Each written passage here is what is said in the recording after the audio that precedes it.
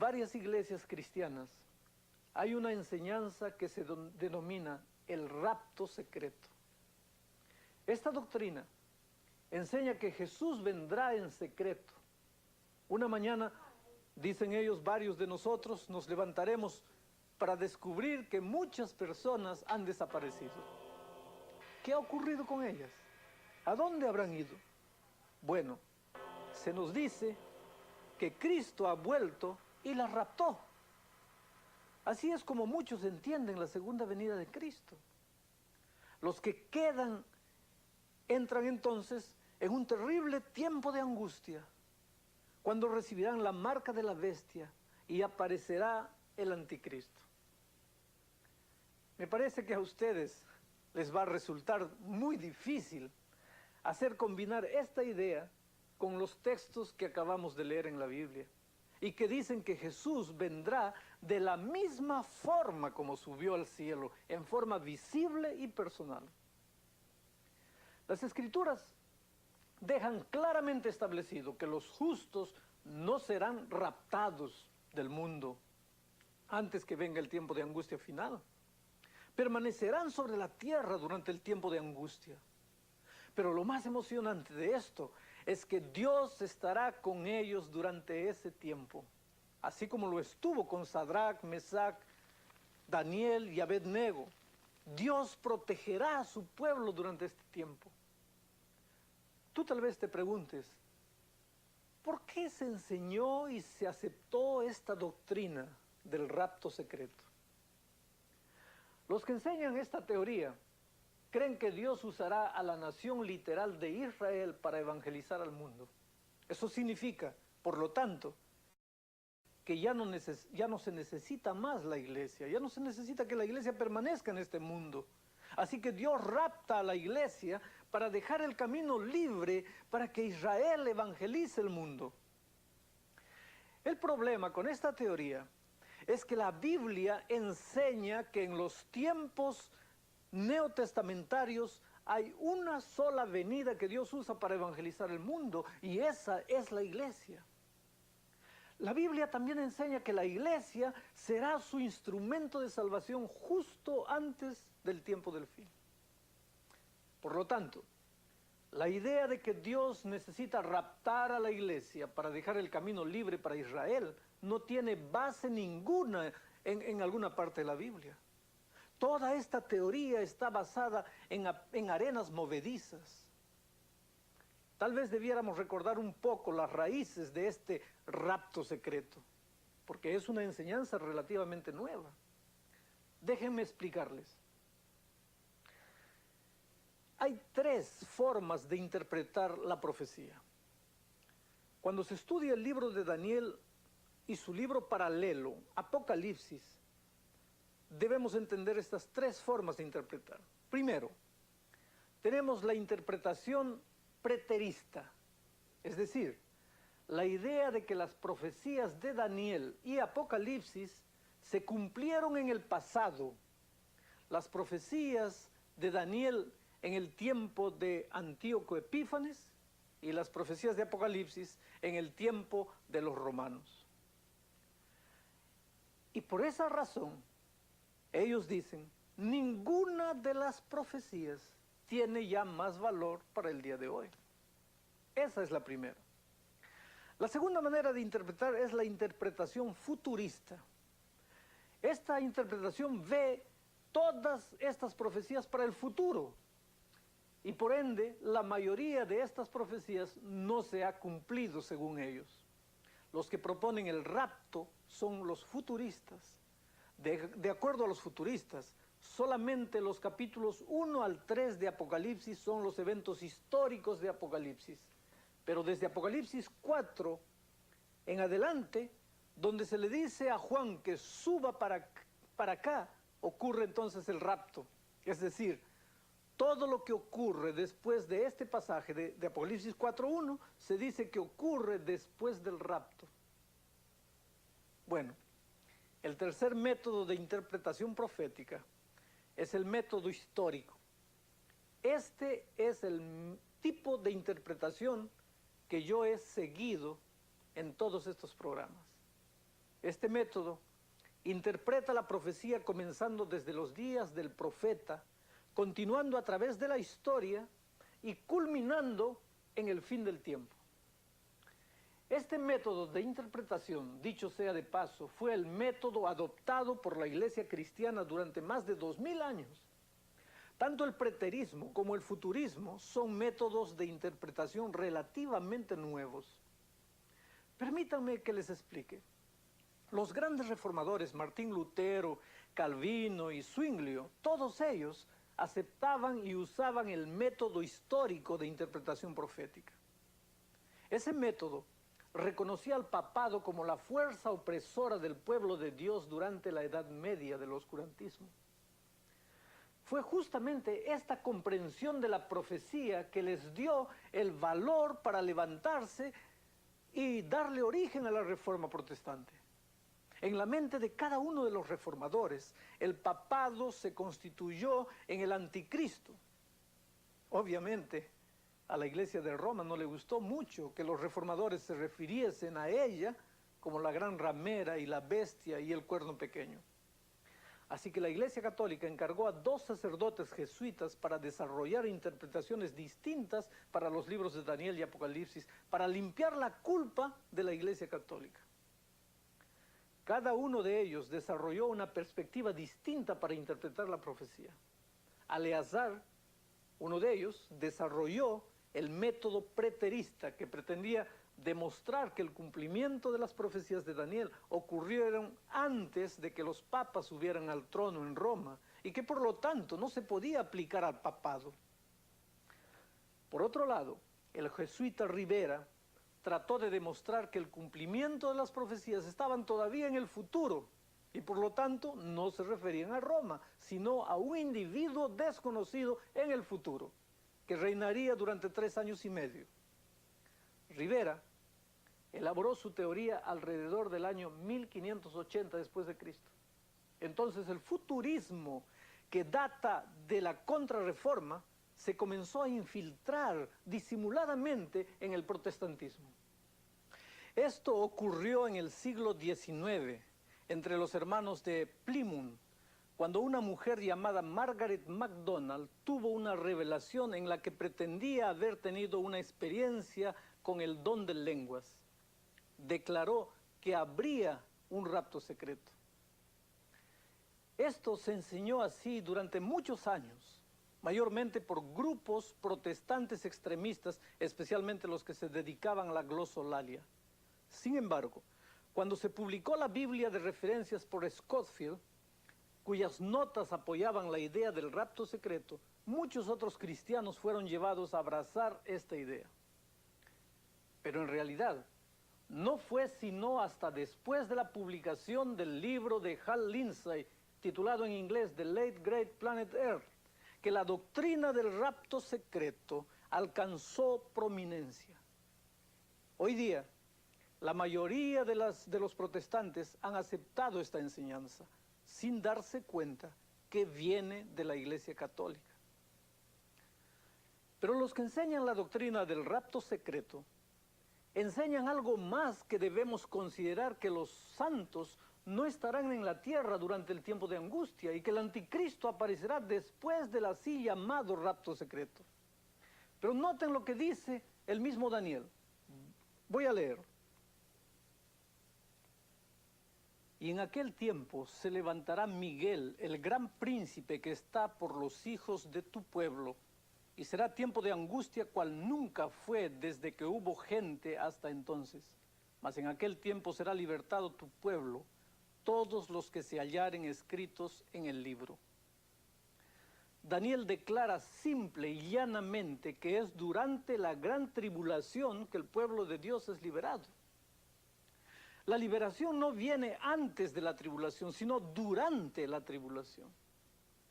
Si recordamos de nuevo el libro de Daniel, recordaremos que Dios siempre ha provisto liberación en medio del problema y no liberación del problema. Por ejemplo, cuando los 3 hebreos fueron echados en el horno de fuego, Jesús estuvo con ellos. Cuando Daniel fue echado en el foso de los leones, el ángel estuvo con él y cerró la boca de los leones.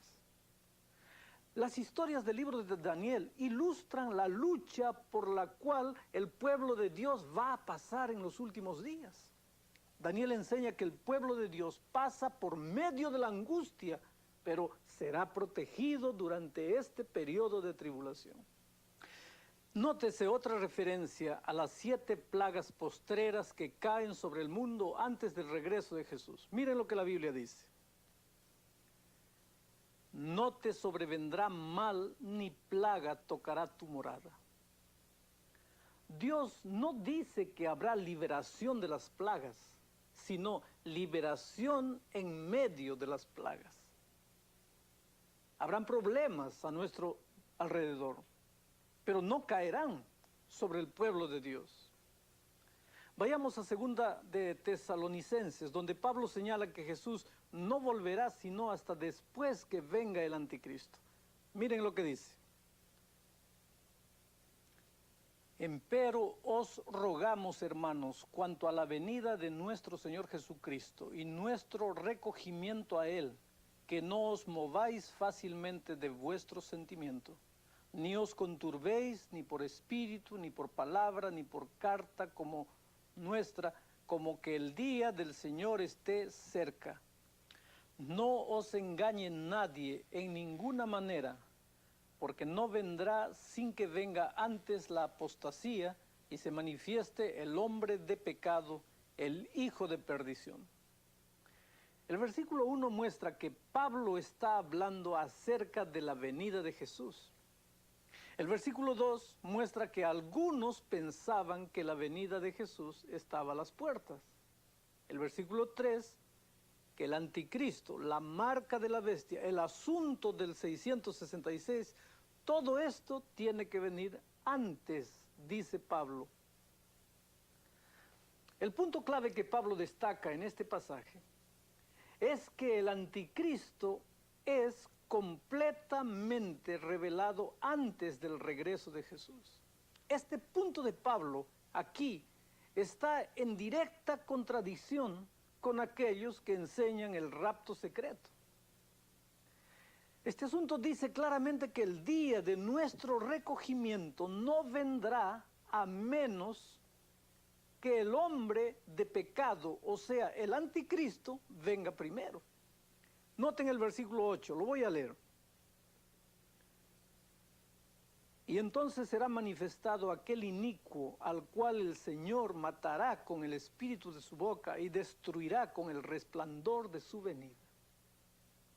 Ustedes se dan cuenta, sería muy extraño que el anticristo fuese destruido por el resplandor de la venida de Cristo si éste aparece solo después de la venida de Cristo. Pero hay otro versículo que debemos leer al hablar del rapto, y esto tiene que ver con la declaración de Jesús en Mateo 24, 37 al 41. La Biblia lo dice así. Mas como los días de Noé, así será la venida del Hijo del Hombre. Porque como en los días antes del diluvio estaban comiendo y bebiendo, casándose y dando en casamiento, hasta el día que Noé entró en el arca y no conocieron hasta que vino el diluvio y llevó a todos, así será también la venida del Hijo del Hombre. Entonces estarán 2 en el campo, uno será tomado y otro será dejado. 2 mujeres moliendo en un molinillo, una será tomada y otra será dejada. Ahora, de acuerdo a los que defienden el rapto secreto, este pasaje indica que cuando Jesús venga, una persona será arrebatada, mientras que la otra será dejada en la tierra para seguir viviendo en la tribulación. Pero el problema es que Mateo 24 no indica que aquellos que quedan en la tierra están realizando ningún tipo de actividad después del regreso de Cristo. Notemos el contexto de esta declaración que generalmente pasa desapercibida. Mateo 24, 27 al 29 hace un paralelo entre el tiempo del fin y los días de Noé. El tiempo del fin es semejante a los días de Noé. En los días de Noé, 8 personas entraron en el arca, el resto quedó afuera. Así será cuando Jesús vuelva. Unos serán tomados y otros serán dejados. Resulta que en los días de Noé y en los últimos días hay gente que queda. En los días de Noé, los que quedaron perecieron en el diluvio. En los últimos días, los que quedan serán destruidos por el resplandor de la venida de Cristo.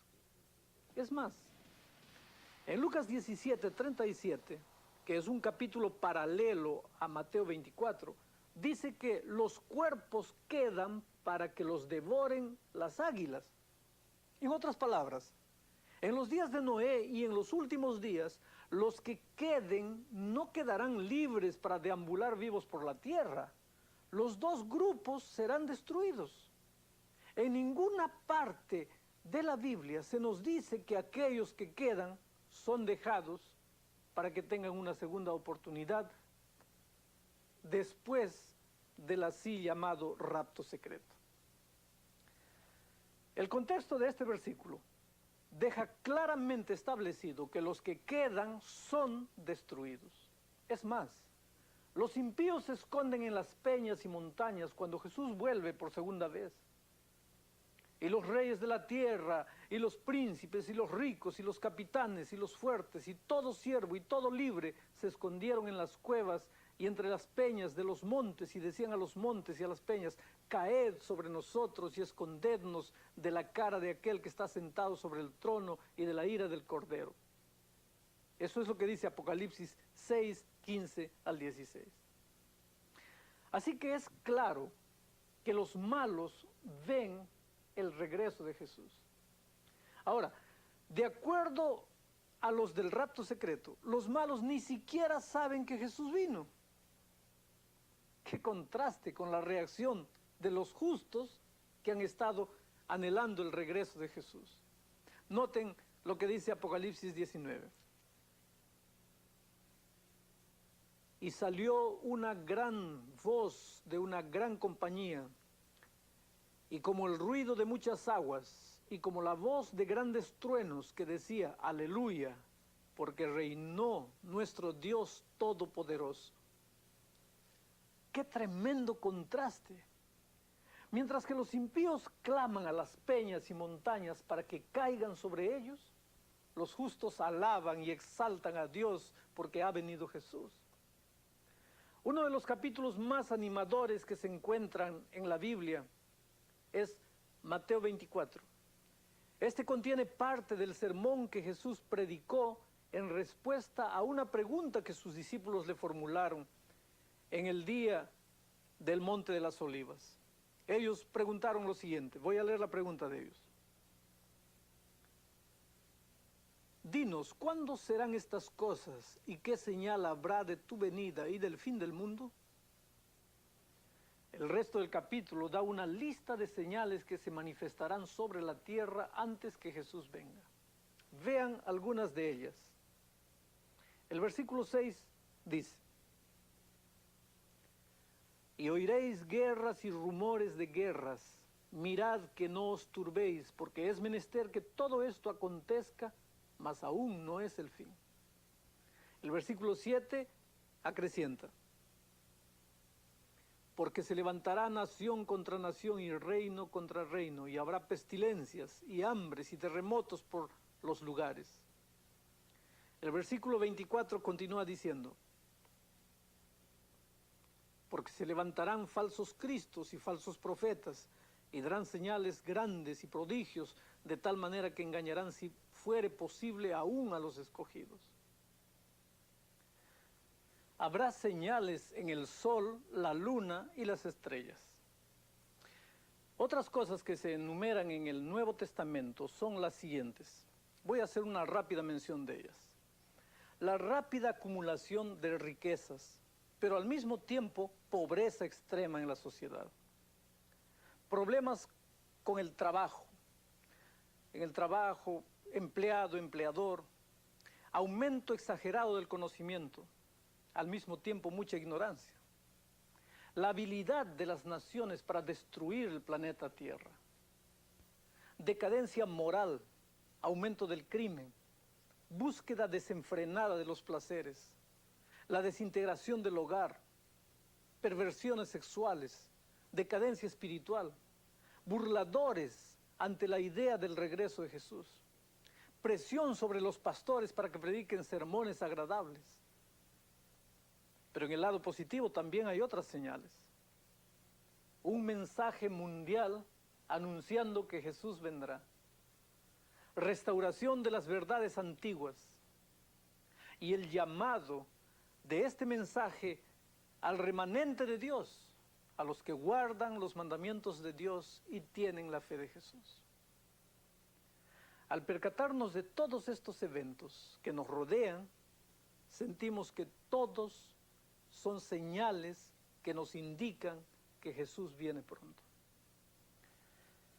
Aunque ninguno sabe exactamente el día y la hora de la venida de Jesús, Él mismo nos dijo: cuando viereis estas cosas, sabed que está cercano a las puertas. Vean lo que dice el texto. De la higuera aprended la parábola. Cuando su rama se enternece y las hojas brotan, sabéis que el verano está cerca. Así también vosotros, cuando viereis todas estas cosas, sabed que está cercano a las puertas. ¿Saben una cosa? Si yo les hago una visita en su casa y llego a la puerta, quiere decir que estoy bien cerca, ¿sí o no? De la misma manera, Jesús dice: todas estas cosas indican que mi venida está cerca, muy cerca. Aunque ninguno de nosotros sabe el día y la hora de la venida de Jesús, sabemos que está cerca. Esa es la razón por la que Él nos recomienda que estemos listos.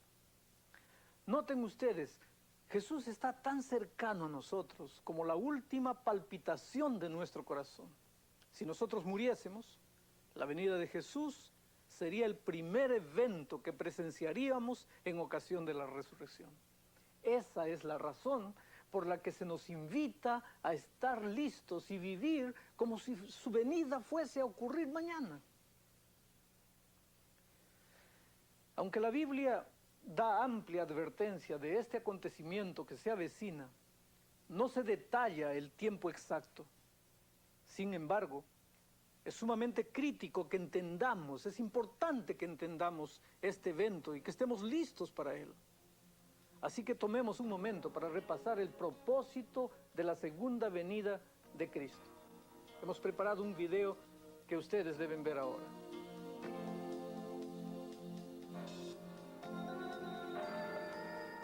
Repasemos nuestro programa.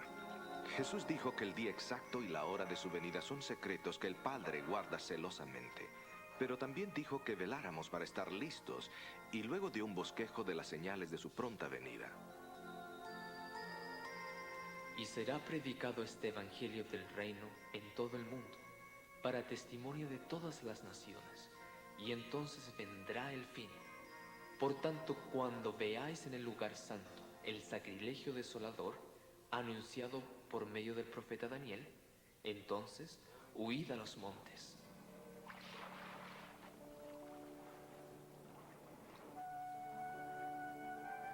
El cristianismo aún está diseminando las buenas nuevas de Jesús a todo el mundo.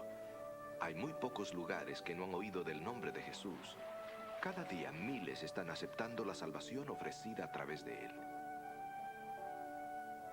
Mientras Cristo se prepara para volver a liberar a su pueblo y a destruir al gran apóstata, el mundo se hunde en el más grande tiempo de angustia que jamás se haya visto. Cuando el enemigo de Dios y la humanidad ve que se acerca el fin, hará todo lo que esté a su alcance para causar estragos y destrucción. La Biblia describe esto como un tiempo de angustia cual nunca fue. Todos estos eventos llevarán al mundo al vértice de la destrucción. Entonces Cristo vendrá para salvar a la humanidad.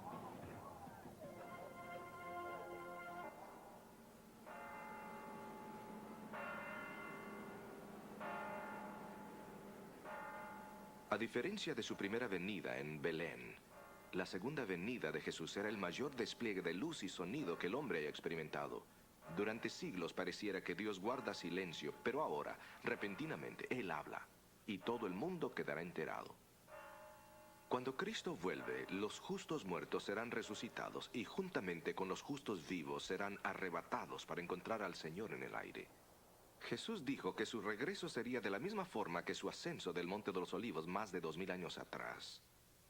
Ese ascenso fue visible y personal, así que podemos esperar que su venida sea de igual manera. Más aún, la Biblia dice que todo ojo le verá. Esto contradice la idea de un rapto secreto.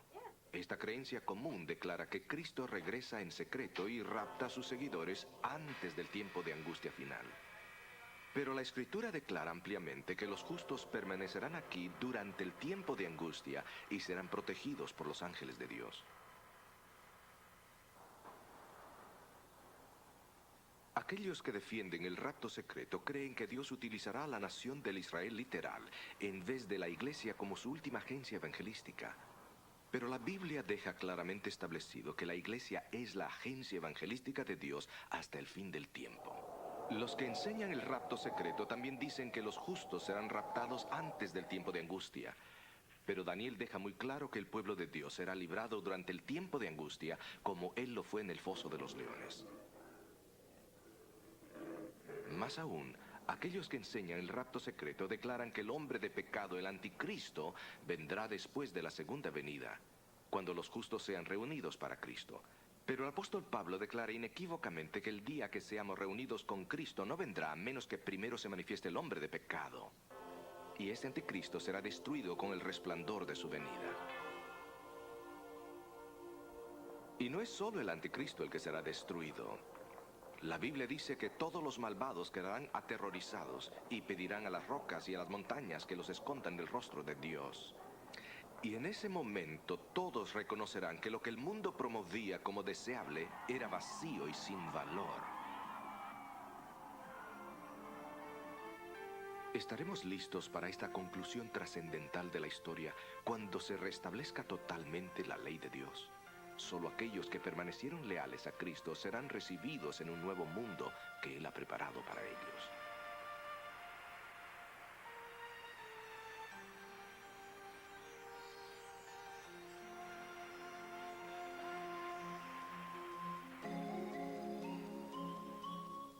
Amigos, ya están a hora de ir para casa. La noche de este mundo está demasiado fría y oscura. Basta de enterrar nuestros seres queridos. Basta de ver sufrir tanta gente inocente. Basta de ver tanta violencia e injusticia. Es hora de ir para casa. Jesús está volviendo. Con razón Pablo le llama a la segunda venida la bienaventurada esperanza. Yo creo que la cosa más importante que nosotros podemos hacer es estar preparados para esta ocasión. ¿No creen ustedes?